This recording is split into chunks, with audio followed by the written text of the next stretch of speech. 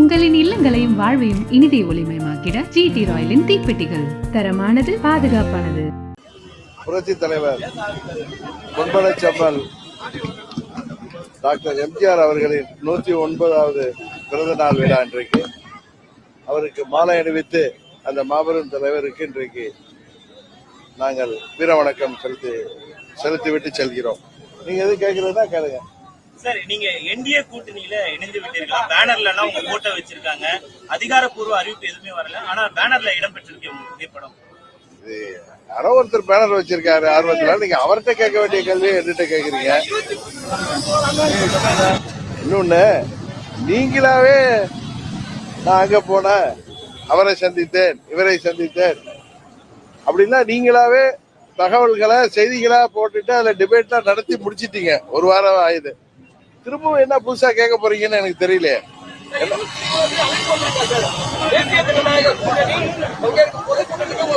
ரொம்ப புத்திசாலித்தனமா கேக்குறீங்க. நான் என் பதில உங்களுக்கு நான் அதே மாதிரி சொல்றேன். உரிய நேரத்தில் அன்னைக்கு நான் அறிக்கையை கொடுத்திருந்தேன். என்னன்னா, நான் பெரிதும் மதிக்கின்ற இந்த சோசியல் மீடியா ஊடகம் எதை வேணாலும் நீங்க எங்க மேல சேர்த்த மாதிரி இறக்கிறீங்களா? நியாயமானதான் முதல்ல கேட்கணும். இன்றைக்கு கூட பார்த்தா ஒரு யூடியூப் சேனல்ல தினகரன் தலைமறைவா இருந்தாரு, திரைமறைவில் இருந்தாருன்னு எதுவும் இல்லை. எங்க பொதுக்குழு 5ஆம் தேதி முடிஞ்சதுக்கு அப்புறமா எனக்கு சொந்த வேலை இருக்கு. நாங்க ஒரு கட்சி பொதுச்செயலாளர் இருந்தாலும் எங்களுக்கு சொந்த வேலையெல்லாம் இருக்குங்கிறத நீங்க ஒத்துக்குவீங்கன்னு நினைக்கிறேன். பொங்கல் பண்டிகையினால 3 நாட்கள் தொடர்ந்து விடுமுறை. கழக நிகழ்ச்சிகள் எதுவும் நாங்க வைக்கல. எங்க நிர்வாகிகளும் சரி பொங்கலுக்கு எல்லாம் தயாராவாங்க, கிராமங்கள் நகரங்கள் உட்பட. அதனால நாங்க இந்த நிகழ்ச்சி வச்சுக்கல. நான் உங்களுக்கு தெரியும், நான் பொதுவா நிகழ்ச்சி இல்லைன்னா வெளியில போறது இல்லை, எங்கேயும் உங்களை சந்திக்கிற வாய்ப்பும் இல்லை. சொந்த வேலைகளுக்காக நான் பல ஊர்களுக்கு சென்று வர்றேன். டெல்லிக்கே சென்றாலும் அரசியல் ரீதியாக தான் செல்லணும்னு அவசியம் இல்லையே. எத்தனையோ சொந்த வேலைகள் இருக்கும். 11 ஆண்டுகள் அங்கே நான் எம்பியா இருந்திருக்கேன். எனக்கு தனிப்பட்ட வேலைகள் இருக்கும், நண்பர்கள் இருப்பாங்க, அவங்க வீட்டில் திருமணங்கள் இருக்கும். அன்னைக்கு கூட ஒருத்தர் கேட்டார், மார்கழி மாதத்தில் திருமணமானு. எங்கள் இஸ்லாமிய சகோதரர் வீட்டு கல்யாணம் திருச்சியில் நடந்துச்சு, அதுக்கு போனேன். அது மாதிரி நான் படித்ததெல்லாம் பெங்களூரில், சிக்மங்களூரில், அங்கே நிறைய நண்பர்கள் இருக்காங்க. இதே போல வாய்ப்பு கிடைக்கின்ற நேரத்தில் நான் அவர்களோட போய் சென்று சந்தித்து வருவது எனது சுவாபம். தயக்கமோ எந்த குழப்பமோ எந்த அழுத்தமோ கிடையாது. எனக்கு அழுத்தமே நீங்க கொடுக்குற அழுத்தம் தான். எங்களை விடுங்களா, நாங்களா முடிவு எடுக்கிறோம். நாங்க ஒரு சின்ன கட்சி, நாங்க ஒன்றும் பெரிய சாதித்த கட்சியும் கிடையாது. ஏதோ ஒரு RK நகர்ல அந்த மக்கள் என்ன ஏதோ வெற்றி பெற வச்சாங்க, அதுக்கப்புறம் எங்களால வெற்றி பெற முடியவில்லை. இன்னும் சில பேர் சொல்றாங்க, நீங்க போராடவே இல்லை, இவங்க எல்லாம் இன்றைக்கு அமைச்சர் பதவி கேட்கிறாங்கன்னு. அவர்கள் பேரறிஞர் அண்ணா அவர்களை குறிப்பிட்டாங்க.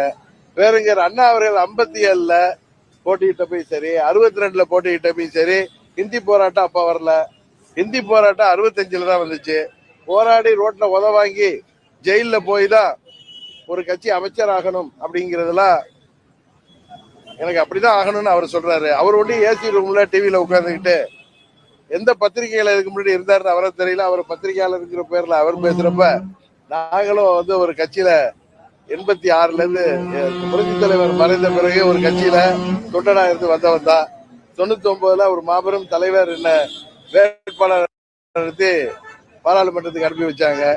2017க்கு அப்புறம் தான் உங்களுக்கு என்ன தெரியும். 1988ல இருந்து என்ன தெரிந்தவர்கள் நிறைய மூத்த அரசியல் பத்திரிகையாளர்கள் இருக்காங்க. திரு ஷியாம் அவர்களுக்கு என்ன 88ல இருந்தே தெரியும். திரு தினமணி ஆசிரியர் வைத்தியநாதன் அவர்களுக்கு என்ன 88ல இருந்து தெரியும். தினத்தந்தியில் இருக்கிற சுகுமார் அவர்களுக்கு என்ன 88ல இருந்தே தெரியும். ஆனா அன்றைக்கு ஷாம் அவர்கள் அம்மா அவர்களுக்கு எங்களுக்கு எதிராக இருந்து அப்புறம் பிறகு எங்களுக்கு நண்பராக ஆனவர். 88ல அவர் தராசு பத்திரிகையில எங்களுக்கு எதிரான பல தகவல்கள் வந்திருக்கு. அதையெல்லாம் தாண்டி தான் நாங்க அரசியல்ல நிக்கிறோம். எதுக்கு சொல்றேன்னா, எங்களுக்கு அழுத்தமே நீங்க கொடுக்கறது தான். உரிய நேரத்துல அம்மா மக்கள் முன்னேற்ற கழகம் எந்த கூட்டணியில் இடம்பெறும் என்பதை உரியவர்கள் அறிவிப்பார்கள். நான் ஒரே ஒரு கோடு கொடுக்கிறேன். இல்ல நான் ஒரே சொல்றேன், இதை காலையே வாங்க மாட்டீங்க. நான் பொதுக்குழுல பேசின போய் ஒண்ணு சொன்னேன். நீங்க அதெல்லாம் நீங்களா ஒரு திசைக்கு போறீங்க, உங்க ஆசைப்படுறீங்க. பொதுக்குழுல நான் கிளியரா சொன்னேன், இந்த காலகட்டம் 26 சட்டமன்ற பொதுத் தேர்தல் என்பது உறுதியாக தனிப்பெரும்பான்மையுடன் எந்த கட்சியும் ஆட்சி அமைக்க முடியாது என்கிற நிலை இருப்பதாக நான் நம்புகிறேன். அதனால கூட்டணி ஆட்சி தான் வரும். நாங்கள் இடம்பெற போகின்ற கூட்டணி உறுதியாக வெற்றி பெறும். இது நான் ஏதோ அதீத நம்பிக்கையில சொல்றேன். இன்றைக்கு இருக்கிற சூழ்நிலையை பற்றி சொல்றேன். 21 தேர்தலே தெரியும். நாங்கள் கூட்டணிக்கு வர வேண்டும் என்று சில நல்ல உள்ளங்கள் விரும்பினார்கள். அதற்காக அனுபவத்தவர்கள் பேசினார்கள். அன்றைக்கு முடியாமல் போனது. அதனால் அம்மா அவர்களின் ஆட்சி வர முடியாமல் போனது என்பது தெரியும். ஆனா நாங்க எங்க மேல தவறல. நான் கூட தேர்தலில் போட்டியிடவில்லை என்ற ஒரு கருத்தை தான் வெளியிட்டேன். ஆனால் இன்றைக்கும் சில நல்ல உள்ளங்கள் அம்மாவின் ஆட்சி தமிழ்நாட்டில் வர வேண்டும் என்கிற முயற்சியில இருக்கிறார்கள். அவர்களுக்கு ஏன்னா அம்மாவால் அரசியலுக்கு வந்தவன், நான் பலமுறை சொல்லிட்டு வர்றேன். அரசியலுக்காக நான் அம்மாவிடம் வரவில்லை. அம்மா அவர்களால் அரசியலுக்கு வந்தவன். எனக்கு சில மனசாட்சி இருக்கிறது. தனிப்பட்ட விருப்பு வெறுப்பு எல்லாம் தாண்டி எங்க தமிழ்நாட்டு நலன் எங்களுக்கு முக்கியம். யார் ஆட்சிக்கு வர வேண்டும் என்பதில எங்களுக்கும் பங்கு இருப்பதாக நினைக்கிறார். நாங்க ஒரு சின்ன கட்சி தான். ஆனால் நாங்களும் முடிவெடுக்கக்கூடிய இடத்தில் இருப்பதாக நான் நம்புகிறேன். எந்த ஆட்சி வர வேண்டும் என்பதும் தமிழ்நாட்டு மக்களுக்கு எது நல்லது என்பதையும் முடிவெடுக்கக்கூடிய ஒரு அணிலை போல் நாங்கள் இருக்கிறோம். சின்ன எறும்பு மாதிரி வச்சுங்களேன். சில பேர் அதுக்கு ஒரு டிபேட் நடத்துவாங்க. சின்ன எறும்பு மாதிரி இருக்கும், இல்ல அமீபா மாதிரி இருக்கும். எங்களுக்கு அந்த பொறுப்பு இருக்கு. ஒரு கட்சி நடத்துறோம். என்ன நம்பி லட்சக்கணக்கான தொண்டர் இந்த பாருங்க தனது எம்எல்ஏ பதவியை ராஜினாமா செய்துவிட்டு என் கூட அம்மாவின் லட்சியங்களுக்காக போராடுறவர் நிற்கிறாரு. முன்னாள் அமைச்சர்கள் இருக்காங்க, முன்னாள் சேர்மன், முன்னாள் அமைச்சர் எங்க கூட நிற்கிறாரு. இவருக்கு பல கோடிகள் பேசப்பட்டு இவங்கெல்லாம் விலை போகாத தங்கங்கள். இது போல லட்சம் தொண்டர்கள் தமிழ்நாடு முழுவதும் எங்கள் இயக்கத்தில் இருக்காங்க. 88 மாவட்டங்களாக அதுல அங்கங்க கட்சியை வழிநடத்துபவர்கள். இன்றைக்கு நீங்கள் எல்லாம் நீங்க என்ன முடிவெடுக்க போறீங்க அப்படின்னு எனக்கு நீங்க அழுத்தம் கொடுக்கிற அளவுக்கும் எனக்கு ஆதரவாகவும் எதிராகவும் தினகரன் தலைமறைவாகிவிட்டார், தயக்கத்துல வீட்டுல படுத்திருக்காரு, அவர் சோர்ந்து போயிட்டாரு, நல்லவேளை பாட்டிலோட அலைகிறாருன்னு சொல்லாம தகவல் எல்லாம் போட்டாங்க. எந்த தயக்கமும் இல்ல, என் மனசுல எந்த பயமும் இல்ல, எந்த கனமும் இல்ல. நாங்கள் எங்கள் இயக்கத்தை சேர்ந்தவர்களுக்கு என்னோடு பயணிப்பவர்களை உரிய இடத்தில் வைத்து பார்க்க வேண்டும் என்கிற ஆசை தான் இருக்கு. நான் தேர்தலில் போட்டியிடுவேனா என்பதை கூட இன்னும் முடிவெடுக்கவில்லை. ஆண்டிப்பட்டியில போட்டியிடுறாரு, உசிலம்பட்டியில போட்டியிடுறாருலாம் சொல்றாங்க. அந்த முடிவு நான் இன்னும் உண்மையா எடுக்கல. உரிய நேரத்துல அதான் சொல்ல வந்தா, நீங்க அதை கவனிக்க மாட்டீங்க. ஒரு கூட்டணிக்கு நாங்கள் செல்வதை உரியவர்கள் அறிவிப்பார்கள். கரெக்டா? உரியவர்கள் அறிவித்த பிறகு உங்கள் பண்பா இருக்குன்னு நினைக்கிறேன். அதற்கு பிறகு நான் எந்த கூட்டணியில் வந்திருக்கிறேங்கிறத இப்ப நான் ஒரு கூட்டணிக்கு தலைமை ஏற்றால் நான் அறிவிப்பேன். நான் ஒரு கூட்டணியில் சேருகின்ற பொழுது அந்த கூட்டணிக்கு தலைமை தாங்குபவர்கள் அதை வெளிப்படையாக உரிய நேரத்தில் அறிவிப்பார்கள். அதுவரை தயவு செய்து என்னை அமைதியாக இருக்க வழிவிடுமாறு பெருமையுடன் கேட்டுள்ளேன். உறுதியாக நான் தான் முதலே சொல்லிட்டேன். இன்றைக்கு கூட்டணிக்கு தலைமை தாங்குகிற எல்லா கட்சிகளுக்கும் தெரியும், தமிழ்நாட்டில் உறுதியாக கூட்டணி ஆட்சி தான் வருகின்ற ஒரு சூழ்நிலை இருக்கு. அதை அவர்கள் ஏற்றுக்கொள்ளலாம், ஏற்றுக்கொள்ள வேணாம். அவங்க தனிப்பெரும்பான்மை ஆட்சி அமைக்க போறாங்க. என்னை பொறுத்தவரை கூட்டணி ஆட்சி தான் அமையும். அதனால நான் ஏற்கனவே எங்க பொதுக்குழுல என்ன பேசணுமோ அதுதான் எங்கள் தொண்டர்கள்ட்ட எங்க நிர்வாகிகள்ட்ட பேசுனதுதான் என்னுடைய கருத்து. அதை தான் திரும்பவும் சொல்றேன். அம்மாவின் ஆட்சி அமைத்து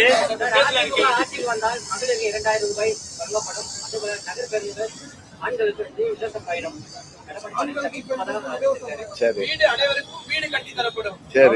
சரி சரி சரி அதுக்கு என்ன கேக்குறீங்க? அதுக்கு மக்கள் தானே முடிவு செய்யணும். அது மக்களுக்கான கோரிக்கை தானே. தனிப்பட்ட எனக்கு நான் ஒன்னும் அலங்காநல்லூர் போய் காலம் எடுக்க போறது இல்ல. என்ன நாங்க அந்த 2000 ரூபாய் பெற தகுதியில இருக்கோமான்னு எங்களுக்கு தெரியல. பஸ்ல இலவசமா போற இடத்துல கடவுள் நம்மள வைக்கல. அதனால அந்த வாக்குறுதிகள்லாம் தமிழ்நாட்டு மக்களுக்காக ஒரு கட்சி தலைவர் கொடுத்திருக்காரு. அது மக்கள் தான் அதுல பதில் சொல்லணும். சார், அம்மாவின் ஆட்சி அமைத்து துரோகிகளிடம் இருந்து கட்சியை மீட்போம்னு சொல்லியிருந்தீங்க. அதே கொள்கை தானா? அதே நிலைப்பாடு தானா?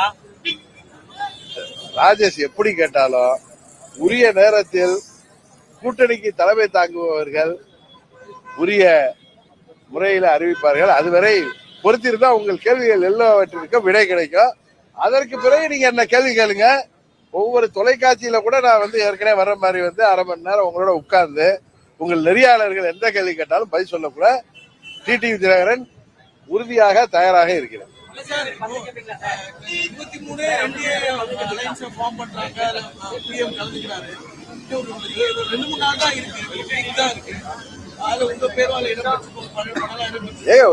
ஒருவர் ஆர்வத்துல பேனர்ல வச்சிருக்கிறத வச்சுட்டுலாம் நீங்க என்ன கேள்வி கேட்டா நான் எல்லாம் பதில் சொல்ல முடியும். அது கமலாலயத்துல இருந்து வந்திருக்கிற பேனர்ல வந்தா நான் கேட்டா அதுக்கு பொறுப்போட பதில் சொல்ல முடியும். அவர் வினோஜ் பி செல்வம் என் மேல ரொம்ப பிரியமா இருக்கக்கூடியவர். நாங்க இந்த கூட்டணியில இருந்தப்ப பாஜக பல பேர் என்னோட நல்ல நட்போடு பழகக்கூடியவர்கள். அண்ணாமலை போன்று எனக்கு நிறைய அண்ணாமலைகள் அங்க எங்களுக்கு வேண்டியவர்கள் இருக்கிறாங்க. அதுல ஏதோ ஆர்வத்துல வச்சிருக்காரு. நானும் நேற்று தான் பார்த்தேன் உங்க தொலைக்காட்சியில வந்ததுக்கு அப்புறம் தான் நானும் மாட்டுப் பொங்கல் கொண்டாடிட்டு இருக்கப்பதான் தகவலையே பார்த்தேன். அதுக்கெல்லாம் பதில் சொல்றது அதுக்கெல்லாம் பதில் எதிர்பார்க்காதீங்க. அவர் ஏதோ ஆர்வத்துல வச்சிருக்காரு. திரும்ப திரும்ப சொல்றேன், நான் பொதுக்குழுவில் பேசுவதுதான் எங்க நிலைப்பாடு. அதுபோல நான் இணைய போகிற கூட்டணிக்கு தலைமை தாங்குபவர்கள் தான் அறிவிப்பதுதான் முறையாக இருக்கும். அவர்கள் அறிவிப்பார்கள், உரிய நேரத்தில் அறிவிப்பார்கள். அதுக்கு மேல என்கிட்ட சொல்றதுக்கு ஒண்ணு இல்லை. இன்னும் ஒன்னே சொல்றேன், நான் வார்த்தை கொடுத்து விட்டால் அதில் நிற்பேன். அது மாதிரி நான் ஒரு கூட்டணிக்கு வார்த்தை கொடுத்திருக்கிறேன். அந்த வார்த்தையில் நான் நிற்பேன் என்பது அவர்களுக்கு தெரியும். அதனால் நான் பொறுமை காக்கிறேன். என்னால் அறிவிக்க வேண்டியவர்கள் அவர்கள். நாம் போய் அதுக்கு முன்னாடி அறிவிச்சா அது மரியாதையாக இருக்காது என்று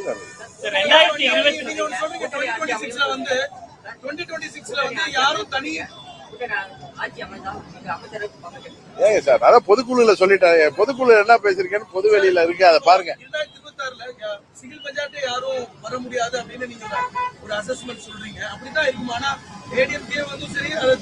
அதான் அதுக்கு பதில் சொல்லிட்டேனா.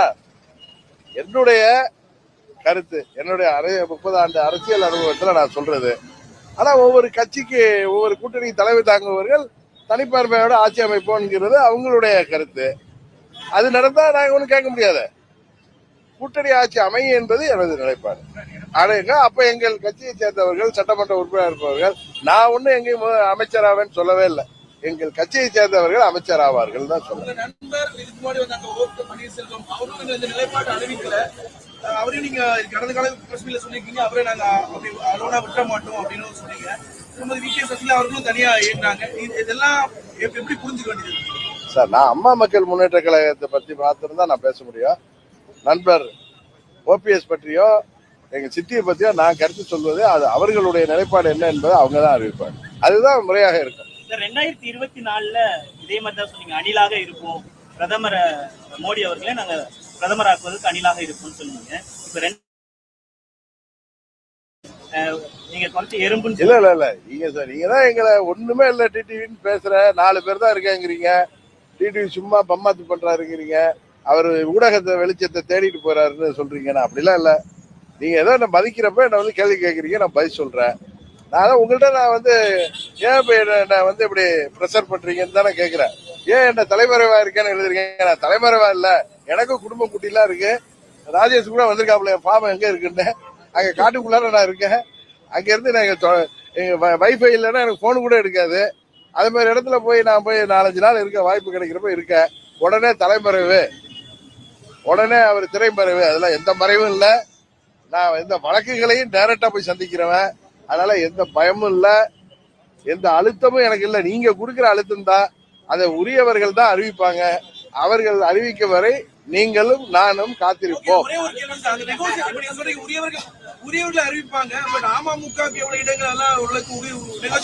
நான் ஒரே தான் சொல்ல முடியும். நான் கூட்டணிக்கு தலைமை ஏற்கிறப்ப நான் கூட்டணிகளை அறிவிச்சேன். இப்ப நான் இன்னொரு கூட்டணியில போறப்ப அந்த கூட்டணிக்கு தலைமை ஏற்கிற கட்சி அறிவிப்பது தானே முறையா இருக்கும்.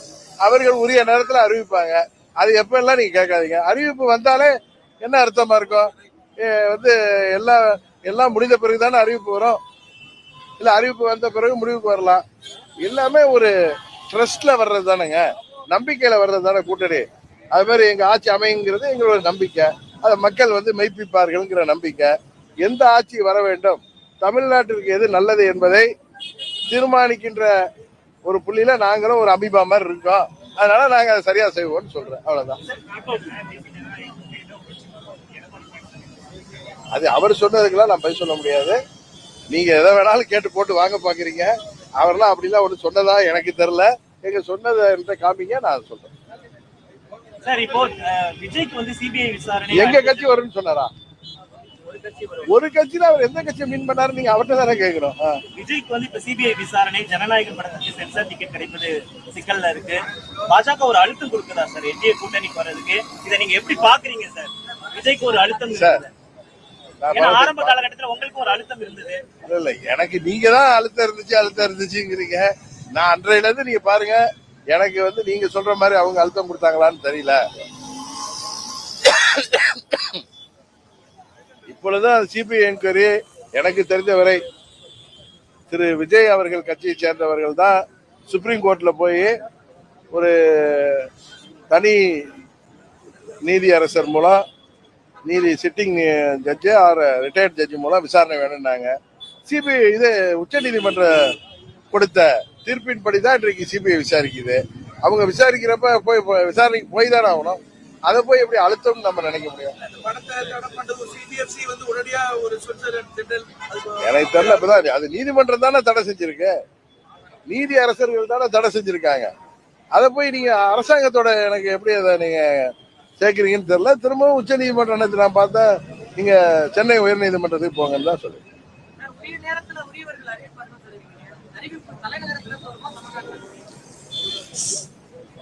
மன்னார்குடியில இருந்து கூட வருங்க. வேற ஊரை சொன்னா இவர் அந்த ஊரை மட்டமா சொல்லிட்டாரு, என் ஊரே சொல்லிக்கிறேன்.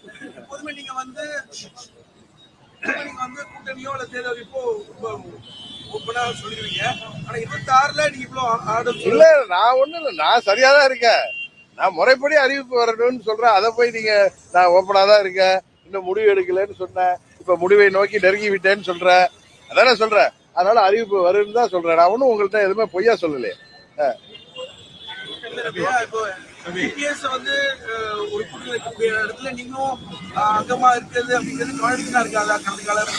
சார், நீங்க உரியவர்கள் அறிவித்த பிறகு நான் உங்கள்கிட்ட நேரா வர்றேன்னு ஒண்ணு அலுவலகத்துக்கு வாங்க, எத்தனை கேள்வி கிளைகள் சொல்லுங்க, பதில் சொல்றேன்.